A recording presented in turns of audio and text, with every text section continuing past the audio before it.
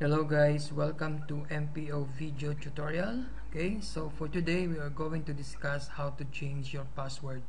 So to change some password, make sure that you're going to change your password every other week or at least once a month. Okay, so this is done sa ating back office and para maprotektahan ang ating accounts. Okay, so to begin, we have to click the login button. Okay, and then we have to supply our username. Okay, so nakalagay na po yung aking username and password dahil isinave ko na yan. Okay, so just click the login button if you have. Okay, so makikita natin ang ating dashboard. So ito yung ating first screen. Okay, so to change the password, so we need to click this profile button. Okay, so next to your avatar, so click this button. Okay, so underneath we have the change login password. Okay, so dito natin gagawin ang pag-change ng password.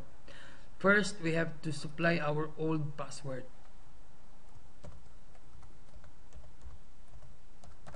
Okay, next we have to supply naman ang ating new password.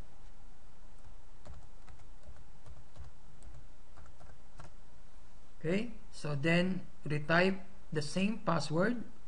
Make sure na tama yung ating password.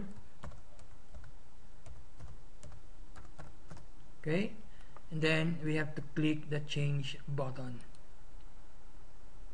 Okay, so password successfully changed. So ganun lang po kadali ang pag-change ng ating password sa ating back office.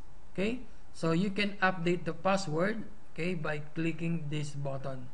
Okay, and then it will save your password. So every time na maglalagin ka, so hindi ka natatanungin ng inyong password. So just click the login button.